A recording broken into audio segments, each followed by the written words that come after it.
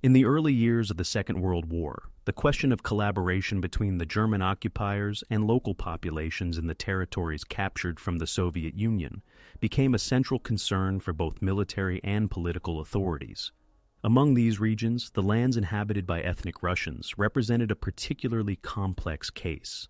The Soviet Union's rapid industrialization and collectivization during the 1930s, combined with the purges of political, military, and intellectual elites, had created layers of social tension.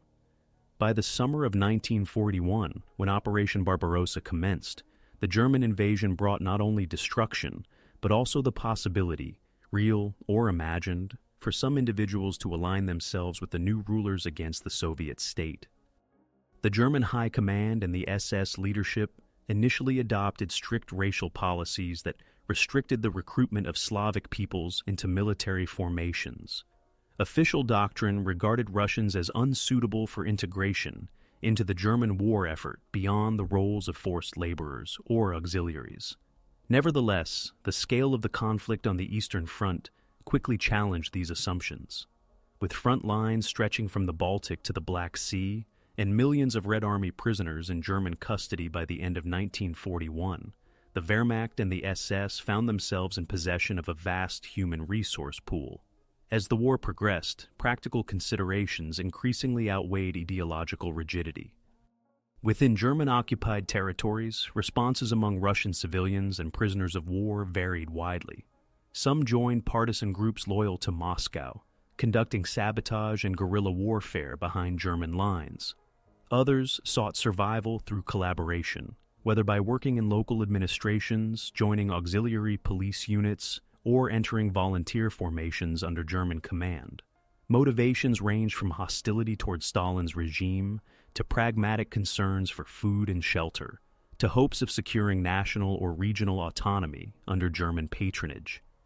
The earliest Russian volunteers were not formally integrated into the Waffen-SS, but were attached to German field units as auxiliaries, often referred to as Hiwis or Hilfswillige. By late 1941, their numbers exceeded 2,000 Touristhaulers. These men performed support functions, from driving vehicles and repairing equipment to serving in construction battalions and guarding supply depots. While not initially considered combat troops, many found themselves drawn into frontline fighting as German losses mounted. The Wehrmacht tolerated such arrangements, but the SS leadership remained cautious, fearing both unreliability and the contradiction with National Socialist racial principles. At the same time, German authorities experimented with small Russian units under more direct military control.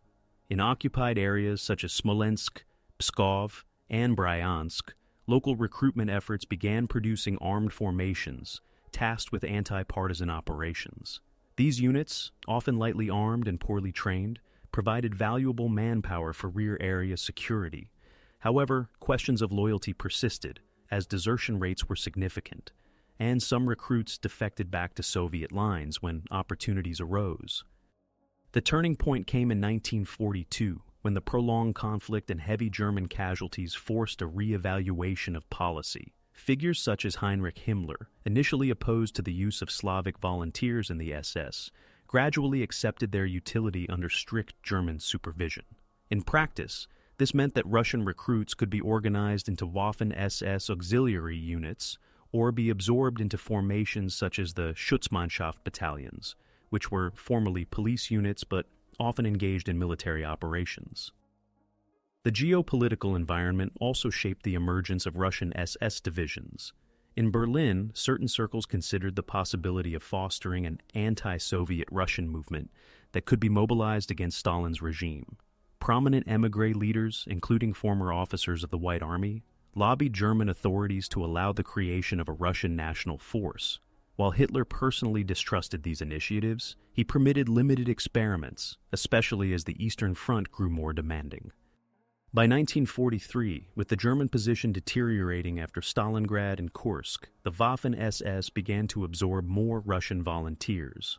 Although the process was uneven and frequently resisted by ideological hardliners, necessity dictated compromise.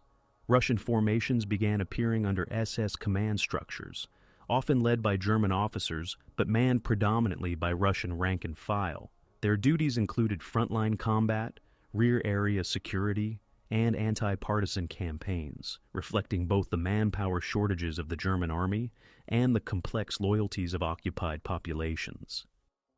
This period laid the groundwork for the eventual establishment of larger Russian units within the Waffen-SS, including divisions that would fight in the late stages of the war. The initial reliance on auxiliaries, combined with the gradual ideological shift toward pragmatic recruitment, created the conditions in which Russian SS divisions could be formed. Their existence reflected not only German military necessity, but also the fractured political landscape of occupied Russia, where collaboration and resistance coexisted side by side. In this context, the story of Russian divisions within the Waffen-SS begins not as a sudden innovation, but as the outcome of cumulative pressures, the scale of the Eastern Front, the staggering losses of the Wehrmacht, and the complicated dynamics of occupation. These early years established the preconditions, both practical and ideological, that would shape the trajectory of Russian volunteer forces as the war advanced into its decisive phases. When the German invasion of the Soviet Union unfolded in June 1941, millions of Red Army soldiers were captured within the first months of the campaign. Estimates suggest that by the end of that year, nearly 3.3 million Soviet troops had fallen into German captivity. Among them were large numbers of ethnic Russians, many of whom faced starvation, disease, and harsh conditions in prisoner-of-war camps.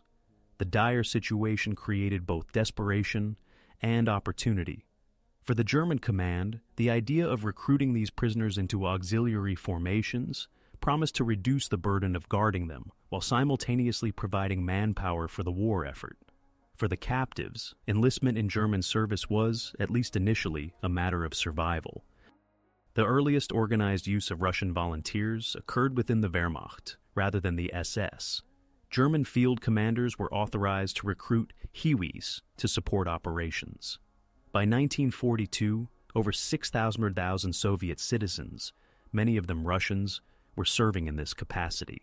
They were distributed across frontline divisions, providing logistical support and, increasingly, direct combat assistance. Despite official prohibitions rooted in racial ideology, necessity made these arrangements commonplace. Wehrmacht generals often reported that such auxiliaries proved indispensable in keeping divisions operational, especially during the harsh winter of 1941-42. Parallel to these developments, the SS leadership debated how far it could go in incorporating Russian personnel.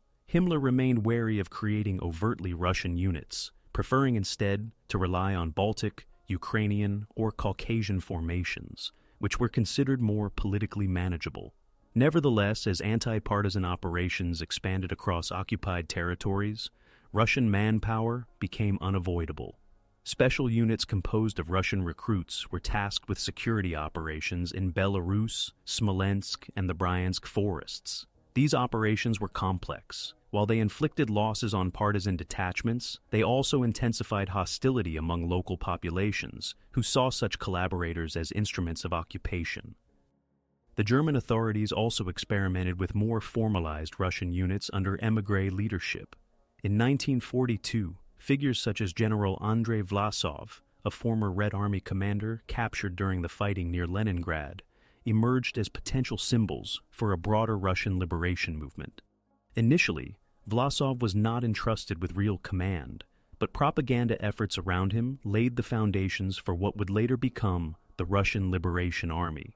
Within the Waffen-SS, the prospect of integrating Russian volunteers remained limited, but the idea of channeling their service into police formations and auxiliary battalions gained traction. Russian units under German supervision often suffered from equipment shortages and second-rate weaponry. Many were issued captured Soviet rifles and machine guns rather than German standard arms. Training was minimal, and their deployment frequently focused on rear area duties. Still, as the war dragged on, some of these units were moved closer to frontline roles. Reports from 1942 note Russian battalions supporting German positions near Orel and Vyazma, while others guarded supply routes critical for the Wehrmacht's offensive operations. The Soviet leadership closely monitored these developments. Soviet propaganda branded all collaborators as traitors, and captured members of German-sponsored Russian units often faced summary execution. Yet Soviet intelligence also recognized the underlying causes: the brutality of German prisoner-of-war camps, the collapse of Soviet authority in occupied zones, and the exploitation of long-standing grievances against Stalin's regime. For Moscow, the existence of Russian volunteers in enemy ranks was both a threat and a tool for rallying patriotic resistance. By mid-1942, the presence of Russians in German service was undeniable, though their status within the Waffen-SS remained ambiguous. While the Wehrmacht readily employed them in large numbers, the SS proceeded cautiously, experimenting with limited formations under strict German command. This transitional phase highlighted the tension between ideology and military necessity. On the one hand, National Socialist doctrine discouraged reliance on Slavic recruits. On the other, the scale of the conflict and the mounting casualties forced pragmatism. This period represents the opening phase in the integration of Russians into the Waffen-SS system. It was not yet the era of full divisions or organized national formations, but rather one of fragmented battalions, auxiliary units, and tentative experiments. These first steps, shaped by the harsh realities of war, set the stage for the more formalized Russian divisions that would appear later, as Germany's strategic situation worsened, and ideological resistance within the SS gave way to the demands of survival. As the war entered its second year, the German military command recognized the necessity of systematizing the use of non-German auxiliaries. The experience of 1941 had shown that improvised battalions of Russian volunteers, while useful for rear area duties, lacked cohesion and reliability without proper organization. In 1942 and 1943, steps were taken to formalize these units into larger and more structured formations, laying the groundwork for what would later become Russian divisions within the Waffen-SS. The central figure in this transformation was General Andrey Vlasov, once a respected Red Army officer who had commanded forces during the defense of Moscow. Vlasov was captured in 1942 near Leningrad. Disillusioned with Stalin's regime, he offered his services to the Germans, presenting himself as the leader capable of rallying anti-Soviet Russians under the banner of a liberation movement. While Hitler remained deeply skeptical of empowering a Russian national army, segments of the Wehrmacht and SS leadership recognized the propaganda and manpower potential of such a figurehead. Vlasov's name began to be associated with the idea of a Russian liberation army, though in reality no such army existed in 1942 or 1943 beyond a loose collection of battalions scattered across the Eastern Front. What did exist, however, were Schutzmannschaft units, so-called Shuma battalions, made up largely of Russian recruits. By 1943, over 2,000 men served in these formations. They were deployed for anti-partisan warfare, garrison duties, and, in some cases, direct combat support for German divisions. Although technically under police jurisdiction, many were subordinated to the Waffen-SS, creating an institutional bridge between improvised auxiliaries and future Russian SS divisions. The shift toward more formalized Russian units was not merely a military decision, it reflected broader strategic realities. After the defeat at Stalingrad in February 1943, German casualties on the Eastern Front mounted rapidly. Replacements from Germany were insufficient, forcing commanders to rely ever more heavily on local recruitment. At the same time, the Soviet Union intensified partisan activities behind German lines, compelling the occupiers to deploy larger numbers of auxiliaries in security operations. For German planners, Russian recruits served a dual purpose: bolstering frontline strength and containing resistance in the rear. This period also saw the introduction of Russian units into SS-controlled training systems. Recruits were often sent to camps in occupied Poland, where German instructors attempted to instill discipline and ideological loyalty. In practice, training standards varied greatly, and many units remained poorly equipped.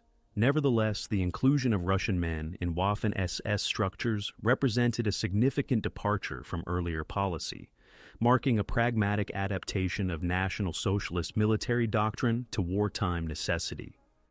Meanwhile, propaganda played a crucial role. German radio broadcasts and leaflets promised liberation from Bolshevism and portrayed collaboration as a path to national renewal. Vlasov was promoted as the symbol of this cause, even though his actual influence over deployed units remained minimal until late in the war. For many volunteers, the choice to serve had less to do with ideology than with material conditions: food, clothing, and a measure of protection in a chaotic and violent occupation environment. Not all recruits proved reliable. Cases of desertion, mutiny, and defection to Soviet partisans were documented, especially in units operating in forested or rural regions, where contact with resistance groups was possible. German officers often noted that loyalty increased when Russian formations were used in anti-partisan duties, far from their home regions, while reliability decreased when they were deployed near their native villages. This challenge of trust continued to haunt German attempts to build large Russian divisions. By late 1943, with German forces retreating after defeats at Kursk and along the Dnieper, the question of how to harness Russian manpower became urgent. The Waffen-SS, once the most resistant to Slavic recruitment, began to open its ranks to Russian volunteers in more organized ways. The concept of full divisions, composed predominantly of Russians but integrated into the SS command structure, entered planning discussions.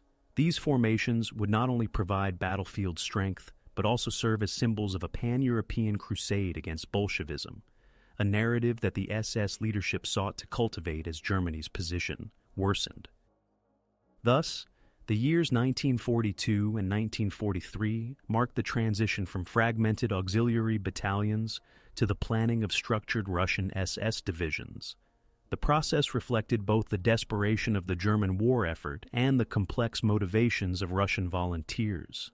It was a phase of experimentation, propaganda, and gradual institutionalization, setting the stage for the emergence of full-fledged Russian formations within the Waffen-SS during the final years of the conflict. The winter of 1943-1944 represented a decisive stage in the development of Russian formations within the Waffen-SS. By this time, the German military situation on the Eastern Front had deteriorated significantly. The Red Army's victories at Kursk and in the subsequent Dnieper campaigns pushed the Wehrmacht back toward Ukraine and Belarus. German divisions were depleted, often operating at half strength, and the need for reinforcements was acute. It was under these conditions that the integration of Russian volunteer units into more coherent structures advanced, leading toward the establishment of divisions that carried the designation of Russian SS formations. One of the most important organizational experiments was the formation of the so-called Russische Befreiungsarmee, or Russian Liberation Army, which existed in practice only as scattered units, but in propaganda was presented as a unified force. In reality, Russian volunteers were spread across several categories: Schutzmannschaft battalions, auxiliary police regiments, and special SS brigades composed primarily of Russian recruits.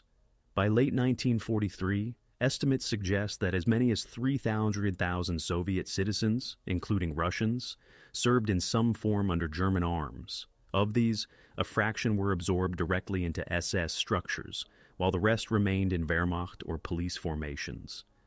The Waffen-SS began to experiment with grouping Russian battalions into larger units. In 1943, the SS leadership authorized the formation of the 29th and 30th Waffen-Grenadier Divisions of the SS, initially composed of Russian, Belarusian, and Ukrainian volunteers. The process was uneven, with units frequently reorganized, renamed, or shifted between German Army and SS control.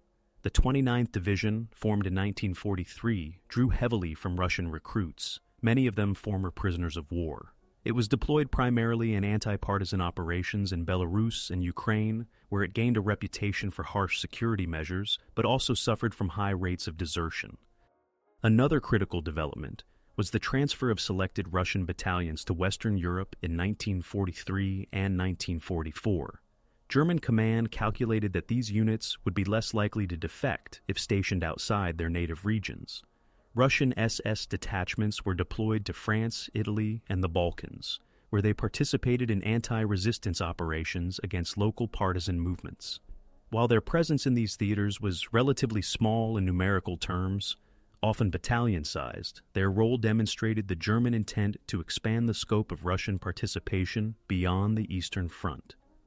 The internal German debate over Russian SS units continued to shape policy. Himmler reluctantly approved their existence, but remained determined to prevent them from acquiring a fully national character. He feared that a unified Russian army could evolve into a political force beyond German control. Consequently, Russian SS divisions were kept under close supervision, with German officers occupying key command positions and Russian personnel relegated to lower ranks. This arrangement reflected both distrust and the contradictions of relying on volunteers from a population that Nazi ideology officially deemed inferior. The Soviet response to these formations was uncompromising. Moscow denounced all Russian SS units as traitorous and broadcast messages warning that captured collaborators would face execution. Soviet counterintelligence targeted families of known volunteers, further intensifying the personal risks associated with joining German forces. Yet for many Russian recruits, the choice was framed by the immediate conditions of war: survival in German camps, opposition to Stalin's regime, or the search for stability in occupied territories. Military performance of Russian SS units varied. Reports from German officers in 1943 and 1944 indicated that while some battalions demonstrated discipline and effectiveness in anti-partisan duties, others proved unreliable in open combat against regular Soviet forces. Desertions increased during Soviet offensives, particularly when units were stationed near their home regions. Conversely, when deployed in Western Europe or the Balkans, Russian units often displayed higher reliability, suggesting that distance from native territories reduced the temptation to defect. By early 1944, the German retreat across Eastern Europe accelerated the consolidation of Russian forces. The Waffen-SS sought to unify scattered Russian battalions into divisions capable of operating as part of larger corps. These attempts culminated in the creation of units designated as the 29th and 30th Waffen-Grenadier Divisions of the SS, although their composition remained fluid, with frequent reorganizations and transfers. The appearance of these divisions signaled the partial realization of earlier plans for Russian formations, even as the broader German war effort entered its final defensive phase. This phase, therefore, marked the beginning of Russian SS divisions as distinct entities, though their effectiveness and cohesion were limited by political constraints and wartime realities. The strategic goals of the German High Command, to harness Russian manpower without empowering it politically, produced formations that were both significant in scale and inherently unstable. As the Red Army advanced westward, the fate of these Russian divisions would be tested in the crucible of the war's most destructive campaigns. The year 1944 brought both expansion and crisis for Russian formations within the Waffen-SS. On the one hand, the German command pushed forward with the consolidation of Russian battalions into larger divisional structures. On the other, the deteriorating military situation on all fronts exposed the limitations of these units and raised questions about their reliability and long-term utility. The summer offensive of the Red Army, Operation Bagration, would ultimately determine much of their fate. By spring 1944, the 29th and 30th Waffen-Grenadier Divisions of the SS, composed largely of Russian and other Soviet volunteers, were undergoing reorganization. These divisions were intended to provide Germany with two fully operational Russian formations under SS control. The 29th Division, officially titled the Waffen-Grenadier Division der SS, Russische Nummer 1, drew heavily from Russian prisoners of war and displaced persons. It reached an official strength of approximately 12,000 men, though numbers fluctuated due to desertion and battlefield attrition. The 30th Division, or Russische Nummer 2, assembled in a similar manner, incorporating units previously deployed in Belarus and Ukraine. Operational records reveal that both divisions were primarily deployed in security and anti-partisan roles rather than frontline combat. In Belarus, for example, Russian SS battalions participated in extensive sweeps against partisan groups, working alongside German police regiments and other collaborationist forces. These operations were marked by heavy losses, both in manpower and morale, as partisan warfare proved difficult to contain. At the same time, the deployment of Russian SS divisions in such roles reinforced their association with occupation policies rather than conventional combat. The summer of 1944 dramatically altered the situation. Operation Bagration, launched by the Red Army in June, shattered German Army Group Center and drove the Wehrmacht out of Belarus. Russian SS divisions stationed in the region were caught in the collapse. Reports indicate that entire battalions disintegrated under Soviet pressure, with significant numbers of men surrendering or deserting to the advancing Red Army. The 29th Waffen-Grenadier Division suffered severe casualties, and elements of the 30th were nearly destroyed. Survivors were withdrawn and redeployed to Western Europe, where German authorities hoped they would be more reliable in unfamiliar territory. In France, remnants of Russian divisions were stationed along the Atlantic coast. Some were present during the Allied landings in Normandy in June 1944, though their contribution to the battle was limited. More significant was their role in anti-partisan warfare in France, where Russian SS units were employed against the French resistance. German command calculated that distance from their homeland would reduce the likelihood of desertion, and to some extent, this proved accurate. Nonetheless, the divisions remained plagued by shortages of equipment, inadequate training, and low morale. The internal dynamics of these units reflected broader contradictions. While German officers retained command authority, Russian personnel often sought greater autonomy, invoking the rhetoric of a Russian liberation struggle against Bolshevism. This tension between German control and Russian aspirations limited the cohesion of the divisions. Attempts to integrate émigré leaders into command structures met with mixed success, as many former White Army officers distrusted German motives and viewed the divisions as a means of exploiting rather than empowering Russian manpower. Meanwhile, Soviet propaganda intensified its campaign against collaborationist formations. Leaflets and broadcasts addressed directly to Russian SS soldiers emphasized that surrender could bring leniency, while continued service with the Germans would guarantee execution if captured. The Soviets also publicized cases of defectors who had rejoined the Red Army, portraying them as redeemed patriots. These efforts, combined with the advancing front lines, eroded the already fragile loyalty of many volunteers. By autumn 1944, the status of Russian SS divisions was precarious. Nominally, they still existed as numbered formations within the Waffen-SS order of battle, but their combat strength was fragmented.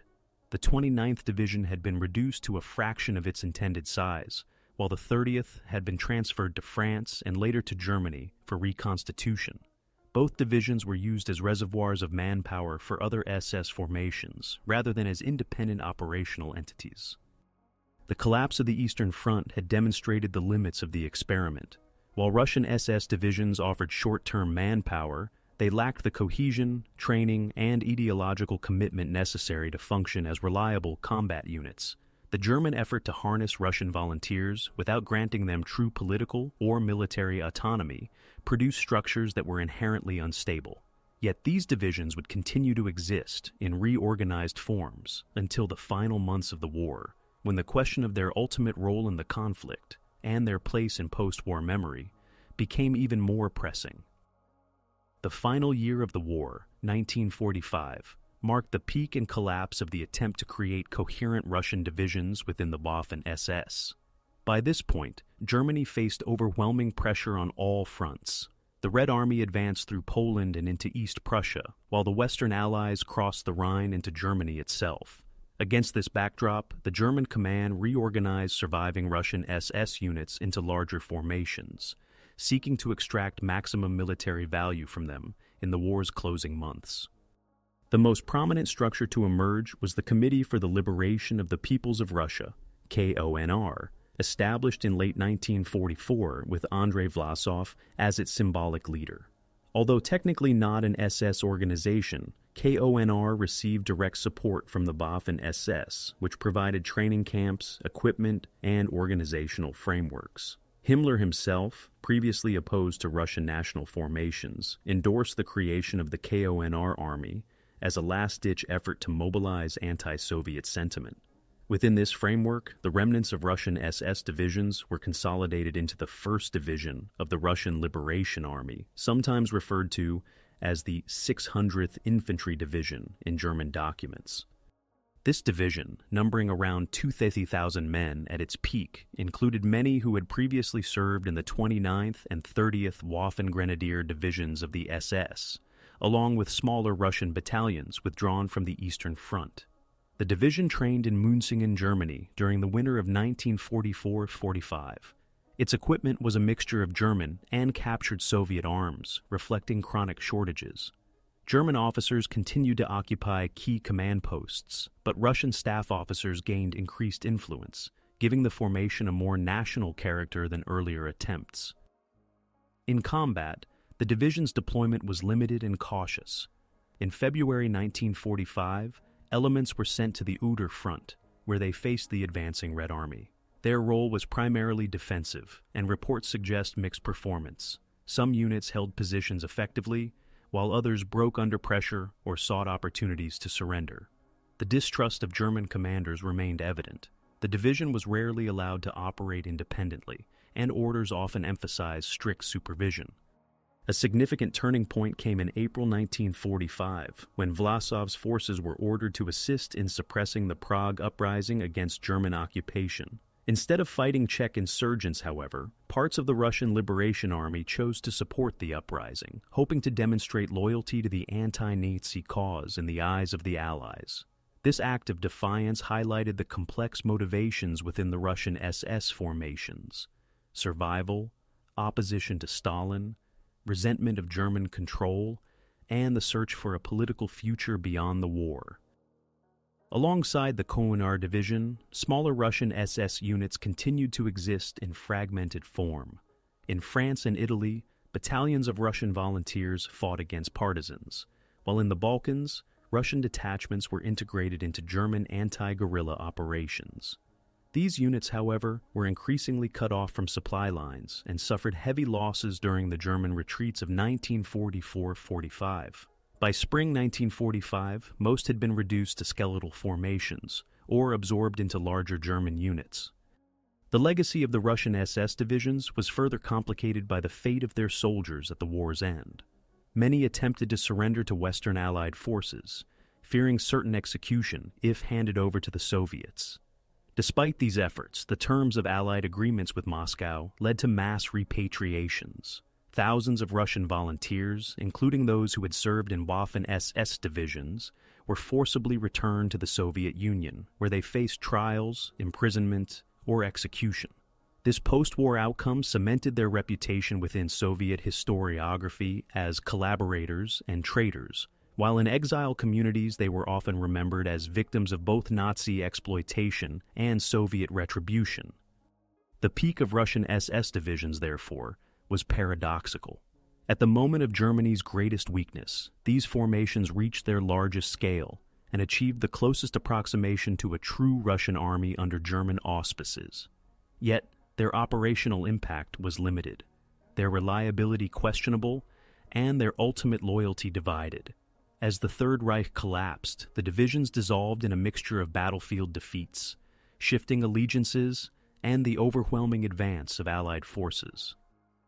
By the end of May 1945, the existence of Russian SS divisions had come to an end. What remained were fragmented groups of former volunteers scattered across prisoner-of-war camps, displaced persons camps, and Soviet prisons. Their story illustrates not only the desperate measures of the German war effort, but also the complex choices faced by individuals caught between two totalitarian powers. In the ruins of Europe, the experiment of Russian divisions within the Waffen-SS was over, leaving behind a legacy that would be debated long after the war itself had ended. The story of Russian divisions within the Waffen-SS cannot be understood solely through their battlefield roles. It also requires an examination of how these formations adapted to the extreme conditions of late-war Europe, and how their members sought to navigate the shifting political and military landscape. By 1944-45, the divisions had entered a period of improvisation and constant reorganization. This stage reflected both the broader crisis of the German war effort and the psychological, social, and political pressures weighing on Russian volunteers. Adaptation began at the most basic level: organization and logistics. Supplies for Russian SS divisions were consistently inadequate. Uniforms were often a patchwork of German issue, captured Soviet equipment, and improvised clothing from local depots. Weapons were equally varied. While German rifles and machine guns were distributed when possible, many units continued to rely on older Soviet arms, creating difficulties in ammunition supply. Vehicles were scarce, and transport often depended on horse-drawn carts. Such deficiencies limited combat effectiveness and forced commanders to emphasize defensive and rear area assignments rather than offensive operations. In terms of morale, divisions faced a dual challenge: mistrust from their German superiors and hostility from Soviet and local partisan forces. German officers maintained tight control, fearing desertion or defection, while Russian soldiers resented their lack of autonomy. This atmosphere bred uncertainty, but it also spurred a form of adaptation. In many units, informal networks of solidarity developed among Russian volunteers who relied on shared language and culture for cohesion. Some groups attempted to cultivate a sense of identity distinct from both German and Soviet influences, framing their service as a step toward a future Russian state free of Bolshevism. Psychological adaptation was crucial. For many volunteers, the decision to remain in German service by 1944-45 was not driven by ideological commitment, but by the absence of alternatives. Returning to Soviet control meant imprisonment or execution, while desertion left men vulnerable to starvation or reprisals. Thus, continued service often represented a choice of survival rather than conviction. This perspective shaped the way Russian SS divisions approached their duties. In combat, some fought with determination, especially when retreat routes were blocked or when defeat meant certain death. Others calculated that surrender at the right moment might provide a chance to survive the war. Politically, the establishment of the Committee for the Liberation of the Peoples of Russia, KONR, provided Russian volunteers with a new framework for adaptation. The KONR's official declaration in Prague in November 1944 proclaimed the struggle not for Germany, but for the liberation of Russia from Stalin. Although this rhetoric was encouraged by German authorities, it gave volunteers a narrative that could justify their service while distinguishing it from outright collaboration. Propaganda emphasized themes of national liberation, discipline, and a future Russian role in post-war Europe. For some, this shift offered a measure of dignity and purpose. For others, it was simply another layer of survival strategy. Adaptation also involved the way these divisions interacted with civilians. In occupied territories, Russian SS units were often tasked with anti-partisan duties, which put them in direct conflict with local populations. Relationships with civilians varied. In some regions, they were viewed as oppressors, while in others, especially where resentment against Soviet rule remained strong, they found limited sympathy or cooperation. In Western Europe, where Russian divisions were redeployed, interactions were more pragmatic. French and Italian civilians often saw them as foreign occupiers, but at times these units forged temporary arrangements with local populations to secure food and supplies. Strategically, the divisions learned to maneuver within the collapsing German command system.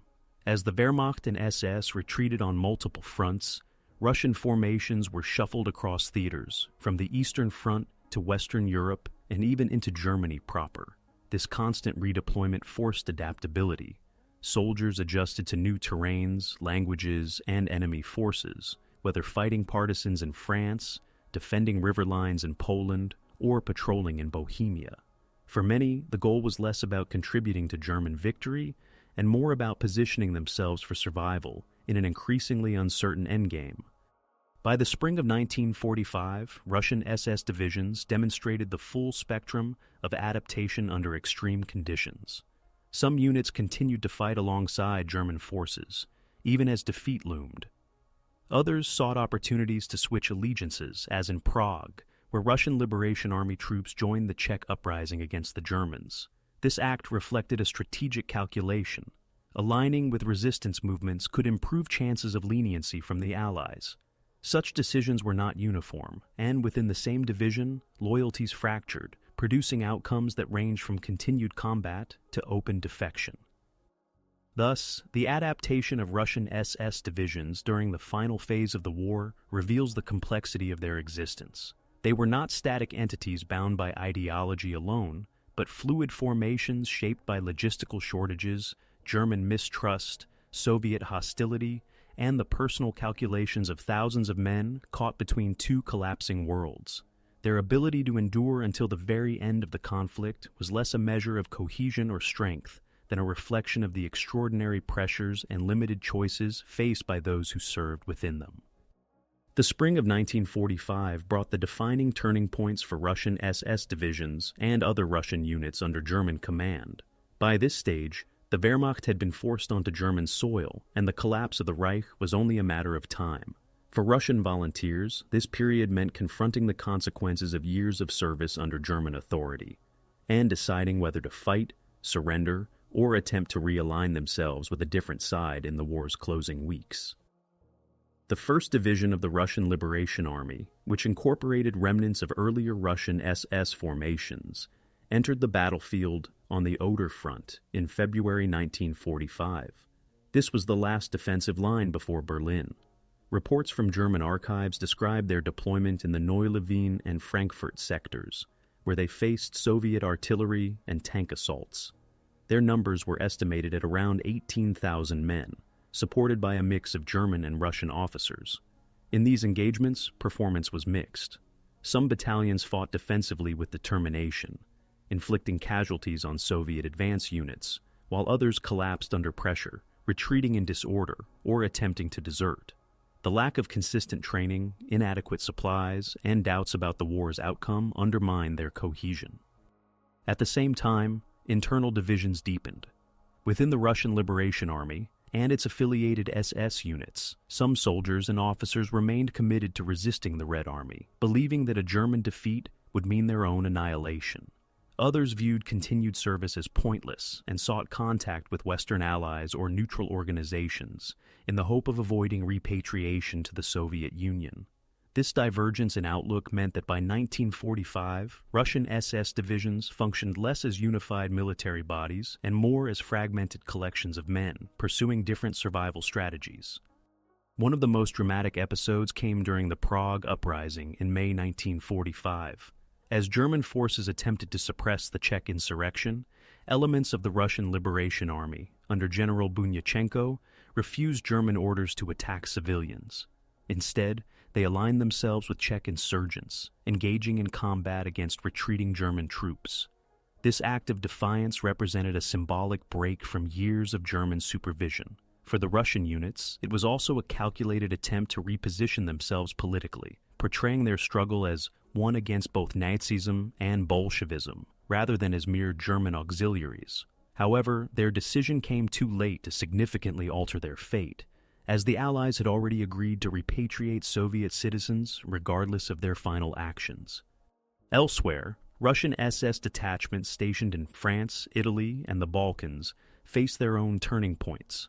In France, Russian battalions used in anti-partisan duties surrendered to Allied forces after the German retreat.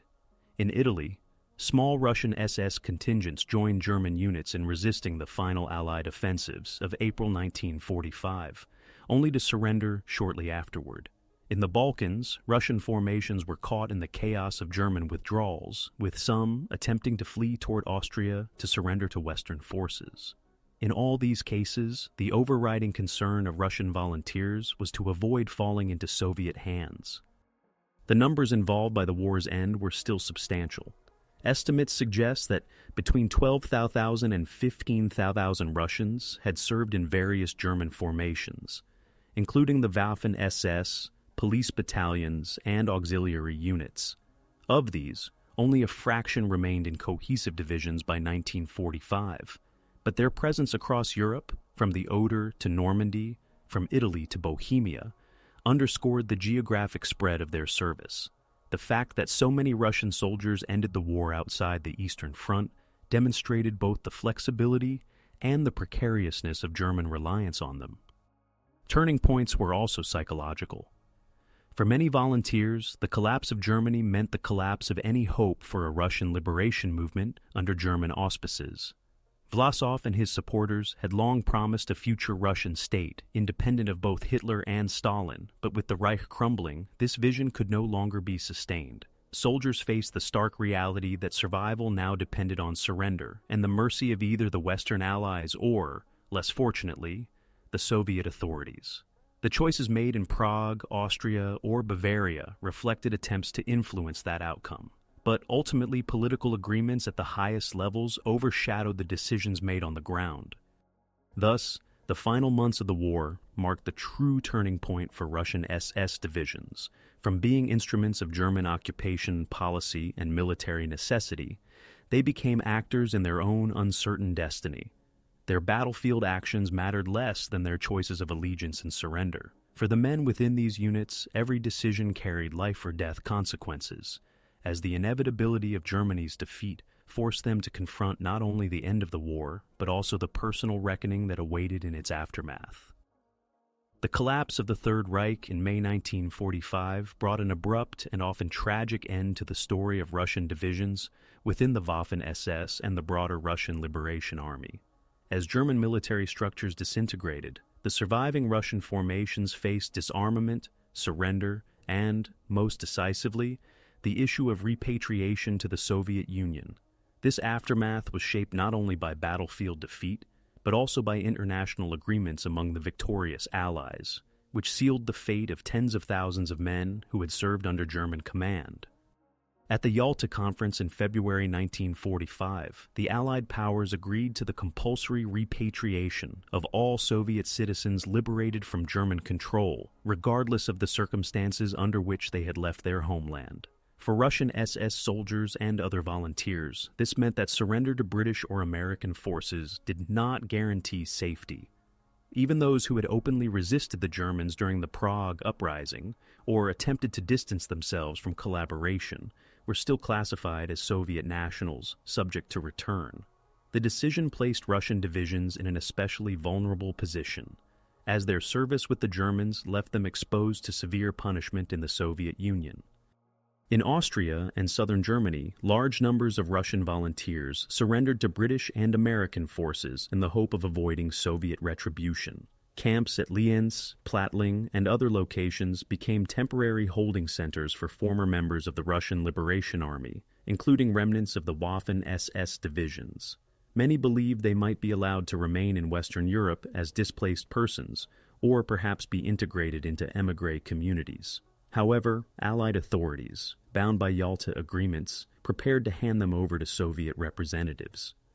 The process of repatriation, carried out in the summer of 1945, was often traumatic. British forces in Austria oversaw the transfer of thousands of Russian soldiers and civilians at Lienz, including many who had served in SS formations. When the reality of forced return became clear, some men attempted suicide rather than face Soviet punishment. Others resisted physically, but Allied troops enforced the orders, and the majority were delivered to Soviet authorities. Once in Soviet hands, many were subjected to interrogation by the NKVD, followed by imprisonment in labor camps or execution. Exact figures remain uncertain, but historians estimate that tens of thousands of repatriated volunteers perished in the post-war years. For those Russian SS soldiers captured directly by the Red Army, the consequences were immediate. Units overrun on the Oder Front or in Bohemia were screened by Soviet security services, with most survivors dispatched to gulag camps in Siberia or Central Asia. Officers faced swift trials and sentences of death or long imprisonment. In Soviet propaganda, their fate served as a warning. Collaboration with Germany was equated with treason, and no distinction was made between those who had fought willingly for the Nazis and those who had joined under duress. Not all volunteers shared the same destiny. A minority managed to avoid repatriation, particularly those who concealed their identities in displaced persons camps or integrated into émigré networks in Western Europe and North America. Some former Russian SS members found their way to communities in West Germany, France, or even the United States, often by presenting themselves simply as refugees from Soviet rule. Their numbers were small compared to the vast majority who were returned, but they played an outsized role in shaping émigré narratives of the war in later decades. The immediate post-war years also witnessed attempts by émigré organizations to rehabilitate the image of Russian volunteers. Supporters emphasized that many had fought not for Hitler, but against Stalin, portraying their service as a misguided but patriotic struggle. In contrast, Soviet accounts condemned them uniformly as traitors to the motherland. This polarized memory reflected the broader Cold War context, as competing narratives sought to define the meaning of Russian collaboration with Germany. On the ground, however, the reality for most veterans was one of suffering. Former SS volunteers who survived the Gulag often spent decades in exile within the Soviet Union, stripped of civil rights and forbidden from returning to their home regions. Families of collaborators faced social stigma and official suspicion. For those in Western exile, integration into émigré life was difficult, as associations with the Waffen-SS carried a lasting stigma, even within anti-Soviet circles. Thus, the aftermath of 1945 revealed the harsh consequences of having served in Russian SS divisions. Unlike some other foreign units in the Waffen-SS, such as Baltic or Western European formations, Russian volunteers had little opportunity to negotiate favorable terms of surrender. Bound by geopolitical agreements and caught between two uncompromising powers, they bore the full weight of both German defeat and Soviet retribution. Their experience underscored the complexity of collaboration, where choices made under the pressures of war led to consequences that extended far beyond the battlefield. The legacy of Russian SS divisions and associated formations remains one of the most contested chapters of the Second World War. Their existence highlighted the intersection of ideology, military necessity, and individual survival within the most destructive conflict of the 20th century. After 1945, the memory of these divisions was shaped by politics, scholarship, and personal testimonies, producing narratives that continue to divide historians and communities. In the Soviet Union, the official interpretation was unequivocal. Russian volunteers who served in German forces, including Waffen-SS divisions, were branded as traitors.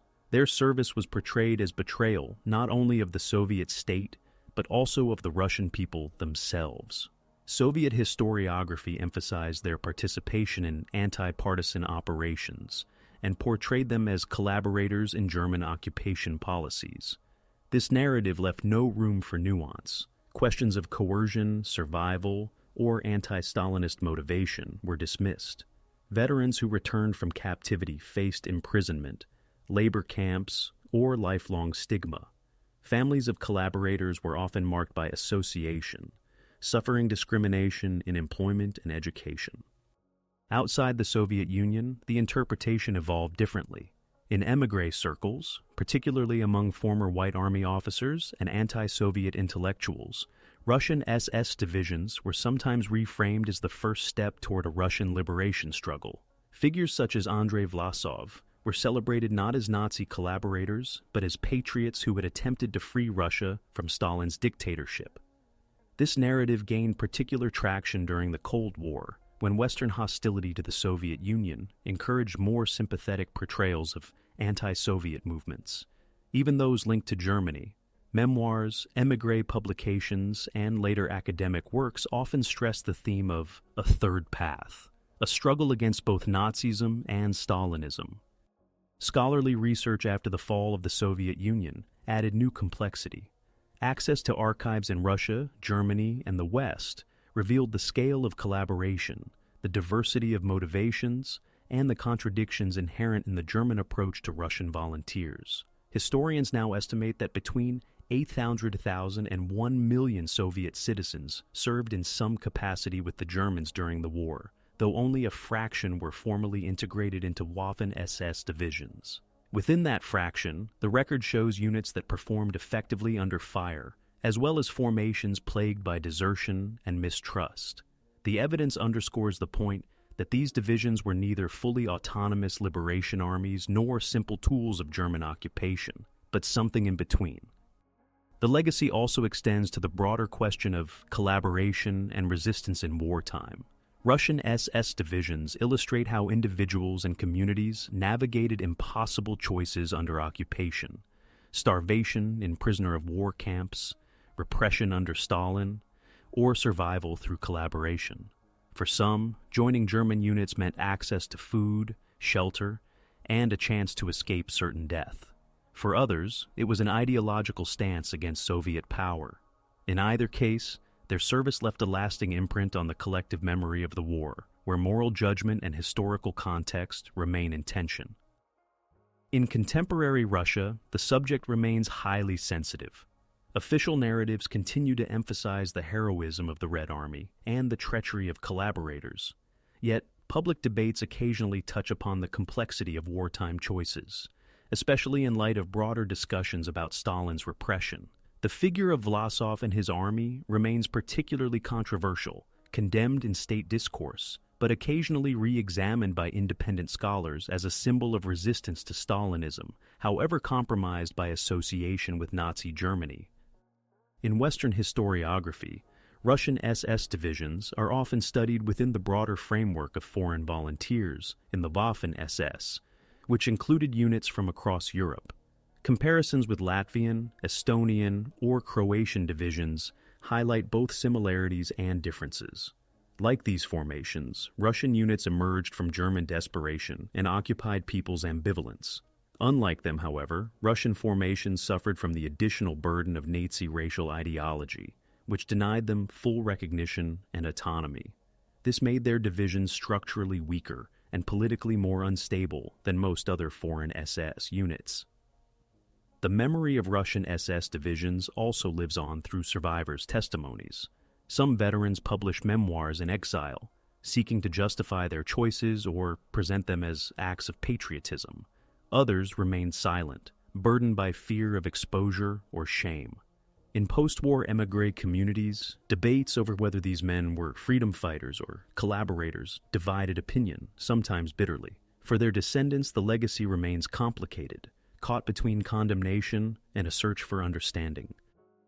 Today, the historical significance of Russian SS divisions lies not in their battlefield impact, which was limited compared to major German and Soviet formations, but in what they reveal about the human dimension of total war. Their existence illustrates the extremes of ideological conflict, the collapse of conventional loyalties, and the desperate strategies of survival adopted by individuals in a world dominated by two uncompromising powers. Their legacy challenges simple categories of heroism and treachery, instead forcing a recognition of the gray zones of history where decisions were made under duress, fear, and conflicting visions of the future. Thus, the Russian SS divisions occupy a paradoxical place in the memory of the Second World War. To the Soviet state, they symbolized betrayal. To some émigrés, they represented a lost chance for liberation. To historians, they remain a case study in the collision of ideology and necessity. Their story is not one of triumph, but of complexity, an enduring reminder that in the crucible of total war, choices were rarely clear, and their consequences stretched far beyond the battlefield.